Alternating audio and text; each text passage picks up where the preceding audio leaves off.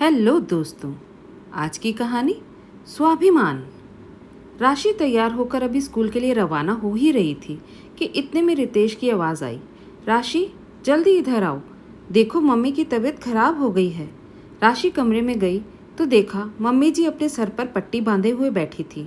वो फटाफट रसोई में गई, चाय बनाकर ले आई और चाय बिस्किट देकर उन्हें दवाई दे दी। उसके बाद राशि अपना बैग उठाकर स्कूल जाने लगी तो रितेश ने रोका। अरे, तुम कहाँ जा रही हो? यहाँ मम्मी की तबीयत खराब है, तुम्हें तो घर पर होना चाहिए। अगर उन्हें किसी चीज़ की ज़रूरत पड़ी तो आज की छुट्टी ले लो। राशि ने वहीं दरवाजे पर रुककर कहा, रितेश जी, मम्मी को सिर्फ सिर में दर्द हो रहा है, मैंने उन्हें दवाई दे दी है। और वैसे भी आज शनिवार है, आपकी और शुभी की छुट्टी है। घर पर आप और शुभी मौजूद तो है ना, फिर मुझे रुकने की क्या ज़रूरत है? अरे कैसी बहू हो तुम? यहाँ सास की तबीयत खराब है और तुम्हें स्कूल जाने की पड़ी है। पता नहीं जब से मायके से आई हो ऐसा क्या नौकरी करने का भूत सवार हुआ है। रितेश ने थोड़ा नाराज होते हुए कहा। अरे बेटा, रहने दो, तुम लोग शांति रखो। खुद की बेटी होती तो दर्द होता, बहू से क्या उम्मीद करें। मनीषा जी ने भी अपनी तरफ से दो बात बोल दी। इतने में शुभी ने भी कहा, भाभी छुट्टी कर लोगी तो ऐसा कौन सा नुकसान हो जाएगा आपका? अच्छा खासा घर संभाल रही थी, पता नहीं क्या नौकरी करने का शौक चढ़ा आपको। मेरी मम्मी की जगह अगर आपकी मम्मी होती तब भी क्या आप छुट्टी नहीं करती? शुभी की इस बात ने राशि को झकझोर कर रख दिया। एक पल के लिए उसकी आंखों में आंसू आ गए। ऐसा लगा जैसे उसे कुछ याद आ गया हो। वो पलटकर अंदर आई और अपना बैग सोफे पर रखा। उसे बैग सोफे पर रखते देखकर सबको तसल्ली मिली कि चलो अब राशि छुट्टी करने को तैयार हो गई। पर राशि रितेश के पास जाकर खड़ी हो गई और इससे बोली, ठीक है रितेश जी, मैं आज छुट्टी कर लेती हूँ, पर आज की जो मेरी तनख्वाह कटेगी उसके पैसे आपको देने पड़ेंगे। तुम्हारा दिमाग तो ठीक है, क्या बकवास किए जा रही हो तुम? रितेश ने नाराज होते हुए कहा। हाय राम, बहू, कितनी ओछी सोच है तुम्हारी। भला सास की सेवा के लिए छुट्टी लोगी तो उसके पैसे तुम हम लोगों से लोगी? यही संस्कार सिखाए तुम्हारे माता पिता ने तुम्हें? मनीषा जी ने हैरानी से मुंह पर हाथ रखते हुए कहा तो राशि ने पलटकर कहा, नहीं मम्मी जी, ये संस्कार मेरे माता पिता ने नहीं दिए हैं। ये तो कुछ दिन पहले आप लोगों ने मुझे दिए थे। याद है आपको या याद दिलाऊं? उसकी बात सुनकर वहां मौन पसर गया। किसी ने कुछ नहीं कहा और राशि ने अपना बैग उठाया और वहां से स्कूल के लिए रवाना हो गई।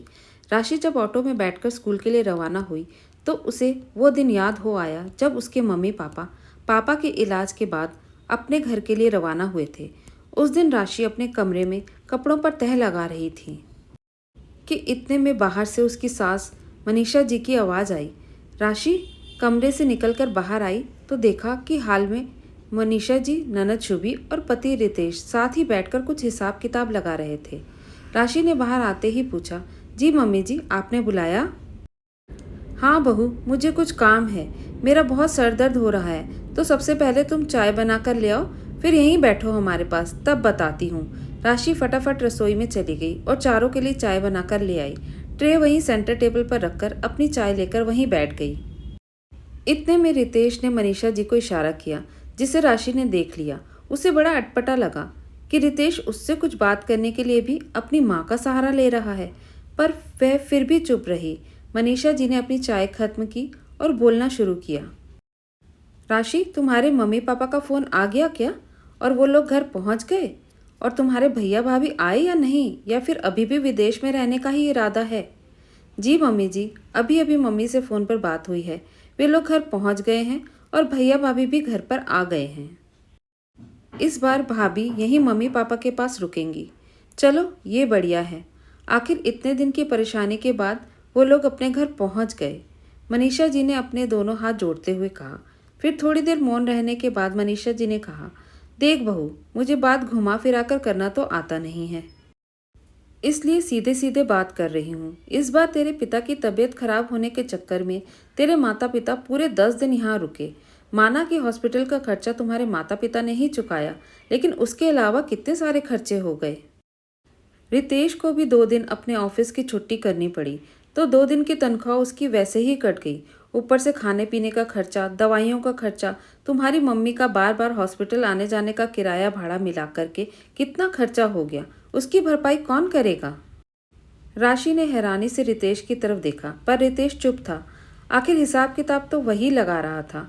इतने में शुभी ने कहा, भाभी, हमें तो लगा था कि तुम्हारे मम्मी पापा जाते समय उन सब खर्चों की भरपाई करके जाएंगे, पर वो तो सीधा मुंह उठाकर चलते बने। यह भी नहीं सोचा कि बेटी के ससुराल वालों से उन्होंने कितना खर्चा करवा दिया। यह बात सुनकर राशि को गुस्सा आया कि ननद छोटी होकर उससे कैसे बात कर रही है। पर राशि के बोलने से पहले ही मनीषा जी ने कहा, भाई, मेरा तो कमाने वाला एक ही बेटा है, कुछ तो उसके बारे में भी सोचते। वो कब तक उन सब के खर्चे करता रहेगा। घर है कोई सराय थोड़ी ना, जिसे समाज वाले चला रहे हों और जहां आप खा पीकर चलते बनो। राशि अभी भी हैरान परेशान सी उन्हें देख रही थी। तभी मनीषा जी ने वह कागज रितेश से ले लिया जिस पर वो हिसाब किताब लिख रहा था और उसे लेकर राशि को दे दिया। बहू, अब 2 दिन बाद तुम मायके अपने भाई से मिलने तो जा ही रही हो, साथ में यह पर्ची जरूर ले जाना और सारा खर्चा लेकर ही आना। हम यहाँ किसी के मुफ्त की सेवा के लिए नहीं हैं। तुम्हारा भाई वहाँ विदेश में ऐश करे और हम यहाँ उसके माता पिता की सेवा करें। कागज राशि के हाथ में थमाकर सासू माँ अपने कमरे में चली गई। शुभी अपने कमरे में और रितेश घर के बाहर। राशि हैरान परेशान सी उस कागज को देख रही थी। राशि ने कागज को खोलकर बड़े गौर से देखा। उसमें एक एक चीज का हिसाब लिखा हुआ था।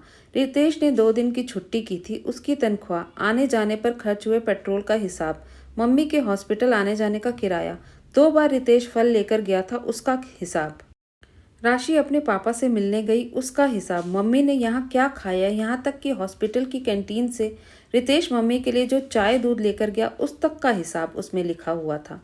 कुल मिलाकर के 6,000 का हिसाब था। इस बारे में राशि ने रितेश से बात करने की कोशिश की तो उसने भी मनीषा जी की बात को ही सही ठहराया।